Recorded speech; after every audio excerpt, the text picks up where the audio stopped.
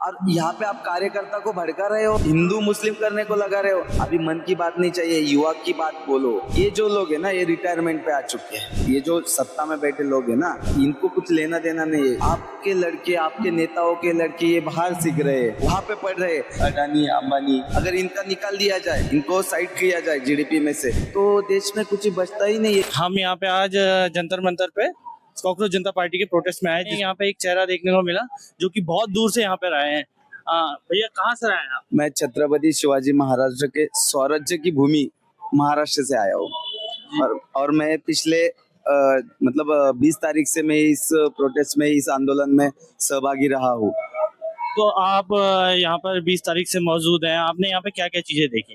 देखो, मैं वैसे देखा जाए तो जो सबसे पहला आंदोलन हुआ था दिल्ली में जंतर मंतर के यही जगह पे 6 तारीख का, तो तब से जुड़ा हूँ। तो मैं पुणे, नागपुर, जयपुर और उसके बाद और दिल्ली, मतलब मैं साथ में ही हूँ। अभिजीत दादा के साथ में ही मैं प्रोटेस्ट में शामिल हो रहा हूँ।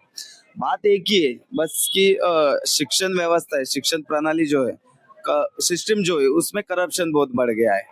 मतलब लीक पे लीक होता ही जा रहा है। अभी देखा तो नीट का हुआ, उसके बाद हमारे महाराष्ट्र में टीएटी सबसे बड़ा, मतलब 6 लाख से ज्यादा ही स्टूडेंट इस टीएटी परीक्षा एग्जाम को आते हैं, लेकिन वो भी एक दिन पहले ही लीक हो गया। उसके बाद पुणे की महानगर पालिका के एग्जाम थे, वो हो गए, जयपुर के हो गए। मतलब चल ही रहा है भाई। कर क्या रहे हो आप? मतलब स्टूडेंट के लाइफ से आप खेल रहे हो, मजाक बना दिया है। तो कहीं तो भी दिल पे लगता है कि यार ये सिस्टम में गलत हो रहा है। इसको सुधारने के लिए अगर हमने अभी कुछ नहीं किया, अभी नहीं सवाल पूछे, तो क्या पता आने वाले समय में सवाल पूछने का मौका ही ना मिले। तो इसलिए इस प्रोटेस्ट में सहभागी, मतलब इसमें पार्टिसिपेट होने का यही कारण है कि जो लोकशाही है ना, लोकशाही बचाने का काम कर रहे हैं, ऐसा समझ लो। जिस तरीके से पेपर लीक हो रहे हैं और केंद्र सरकार इस पर बिल्कुल भी एक्शन ले रही है, हम इस एक्शन नहीं ले रही है। हमारे प्रधानमंत्री जिस तरीके से बात करते हैं मन की, स्टूडेंट से एग्जाम के टाइम एग्जाम की बात करते हैं, बट वो इस प्रोटेस्ट के बारे में एक भी शब्द नहीं बोलते हैं। तो इसके बारे में आप क्या कहना चाहेंगे? एक्चुअली प्रधानमंत्री हो या इस सरकार में जो जितने भी नेता लोग हैं, मिनिस्टर है, ये जो लोग है ना, ये रिटायरमेंट पे आ चुके हैं। इनको यहाँ के युवा से कुछ लेना देना नहीं, यहाँ के स्टूडेंट से कुछ लेना देना, यहाँ के गरीब, यहाँ के किसान मजदूर, इनसे इनको कुछ ही लेना देना नहीं। इनको बस अपना घर भरना चाहिए, पेट भरना चाहिए। बस इन्होंने मतलब ये खा खा के इतने मोटे हो गए कि अभी इनको मतलब निकाल भी दिया तो इनकी 100 पीढ़ी, बोलते हैं ना 10 पीढ़ी, 7 पीढ़ी, 5 पीढ़ी बैठ के खाएंगे, तो मुझे लगता है इनकी 100 पीढ़ी से ज्यादा बैठ के खाएंगे। आज भारत का जीडीपी देखा जाए तो मतलब कुछ ऐसे गिनती करने वाले लोगों के ऊपर निर्भर है, जैसे अडानी, अंबानी। अगर इनका निकाल दिया जाए, इनको साइड किया जाए जीडीपी में से, तो देश में कुछ बचता ही नहीं है। मतलब भूटान, वो जो गरीब देश है, बांग्लादेश, भूटान, उनसे ही नीचे आ जाएंगे। यहाँ पे आप पर कैपिटल इनकम की बात कर रहे हैं। वही मैं कहना चाहता। तो ये जो लोग है, ये जो सत्ता में बैठे लोग है ना, ये इनको कुछ लेना देना नहीं है। इनको बस अपनी कुर्सी कुर्सी अच्छी और मैं अच्छा, बस इसमें कुछ नहीं। बस इनकी मीडिया मेरे ऊपर फोकस करो यार। भाई मोदी जी है, अपने पंतप्रधान है, देश के सर्वोच्च है वो। आज उनका मैं रिस्पेक्ट करता हूँ, लेकिन उनको 12 सालों में अभी तक इन्होंने एक भी बाइट नहीं दी। और 30 साल का जो बंदा है, दिन में 4-4 बार बाइट देता है। जो अभिजीत दीपके जिन्होंने ये मूवमेंट चालू किया है ना, दिन में 4-4, 5-5 बार बाइट देता है। हमारे पंतप्रधान माननीय जी, एक 12 साल में मुझे अभी मतलब मैंने याद भी नहीं कि उन्होंने कब पत्रकारों में जाके उन्होंने को पत्रकारों के सवालों के जवाब दिए होंगे। बस उनकी मन की बात, मन की। अरे यार बस हो गया, अभी आपकी मन की बात का बहुत हो गया। अभी मन की बात नहीं चाहिए, युवा की बात बोलो, युवाओं का सुनो। अगर यहाँ का युवा ठीक रहेगा तभी देश चलने वाला है, ये बात है। क्या आपको लगता है, मतलब जिस तरीके से यहाँ पे आप ऑलमोस्ट 13 दिन से हैं अवेलेबल, तो क्या आपको यहाँ पे सफलता मिलेगी? धर्मेंद्र प्रधान जी इस्तीफा देंगे अपना? धर्मेंद्र प्रधान ये जरूर इस्तीफा देंगे, जरूर देंगे, क्योंकि यहाँ पे सोनम जी है जो अनशन पे बैठे हैं। उनको अनशन का मतलब है, अनुभव है, ज्यादा एक्सपीरियंस है, उन्होंने पहले भी बहुत बार कर चुके हैं। तो मुझे लगता है अभी पूरे देश का इनके तरफ फोकस है।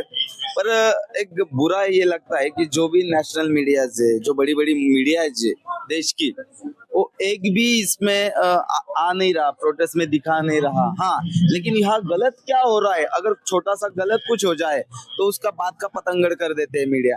मतलब मुझे लगता है हमारे तरफ, मतलब एक मराठी में म्हण आहे, जनाची नाही तर मनाची ठेवावी। मतलब अगर आपको जन्म से होते ना, उसकी एक कुछ तो भी होती है, तो वो रखो इज्जत, नहीं तो खुद के मन की तो भी रखो। पर इनको वो भी नहीं है, इन्होंने पूरी बेच खाई है। तो ऐसे लगता है, तो कहीं तो भी ये पैकेट वाले लोग हैं, पैकेट मिलता है मुंह बंद होता है। पर ये भूल रहे हैं कि इनकी भी आने वाली जो कौम है, इनके भी जो लोग लड़के, इनके घर में के जो स्टूडेंट है या कोई, ये भी इस सिस्टम का शिकार हो चुके हैं। सब कुछ पैसा नहीं होता है, तो ये सिस्टम में आने वाले टाइम में उनको भी होगा।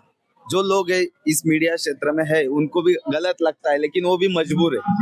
तो आने वाले समय में इस प्रोटेस्ट की वजह से कुछ तो भी उनमें भी बदलाव होगा, ऐसा हमें लगता है। ये शिक्षा व्यवस्था की हालत का कारण है एक, जिस तरीके से हमारे जो नेता हैं उनके बच्चे बाहर विदेशों में पढ़ते हैं, तो क्या आप इसको समझते हैं कि इस शिक्षा व्यवस्था के कारण?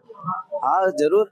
देखो क्या हो, अभी आज ही और नितिन नबी, कल की बात, उन्होंने क्या कहा कि बीजेपी के कार्यकर्ता ये टुकड़े टुकड़े गैंग को संभाल लेंगे, बीजेपी के कार्यकर्ता।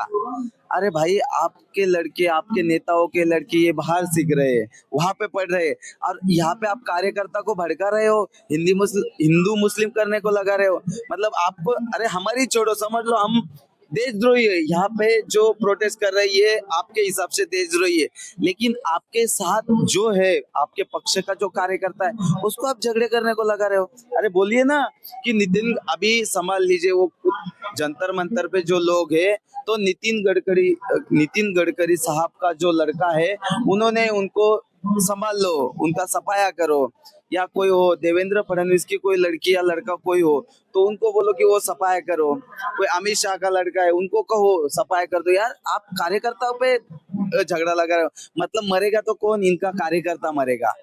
अगर कुछ होता है इधर, मतलब तुम कार्यकर्ता को उस्का रहे हो, भड़का रहे हो, और यहाँ पे अगर कुछ होता है तो आप बोलोगे, मतलब आपको आपके कार्यकर्ताओं की कुछ लेना देना नहीं, मतलब कुछ ही पड़ी नहीं है, मतलब उनकी जान नहीं है। कुछ अगर होता है तो अगर उधर की जाने जाती है, इधर कुछ हो सकता है, कुछ भी हो जाएगा अगर आप भड़का रहे हो। क्योंकि क्या है ना, इस सिस्टम में जो लोग है, अमित शाह हो क्या कोई और हो, इन्होंने अभी तक दंगे फसादी किए, इनको झगड़े लगाओ और अपना राजकारण का कुर्सी गर्म करो, बस यही इनको आता है। तो हो सकता है वैसा इरादा उनका हो सकता है, लेकिन उनके बेटे नहीं मरेंगे, बेटे तो मरेंगे कार्यकर्ताओं के, जो यहाँ झगड़ा करने आएंगे। तो ये बात है। तो मुझे लगता है कि इनको यहाँ के जनता से, मैंने पहले ही बताया कि यहाँ की जनता जो, इनसे कुछ लेना देना नहीं। जो लोकशाही है, लोकतंत्र है, लोकतंत्र से इन्हें कुछ ही मकसद, मतलब कुछ ही लेना देना नहीं। बस अपना पेट भरो, और हो सके अगर कुछ होता है आगे तो ये देश छोड़ के चले जाएंगे। ये कोई देशभक्त या बड़े कुछ है नहीं, ये देश छोड़ के चले जाएंगे। मुझे ये विश्वास से मैं कहूंगा, अगर ये इनके बच्चों को बाहर देश में पढ़ा रहे हैं, इनको यहाँ के शिक्षण व्यवस्था पे भरोसा नहीं है, तो जरूर ये देश छोड़ के ये भी भाग जाएंगे।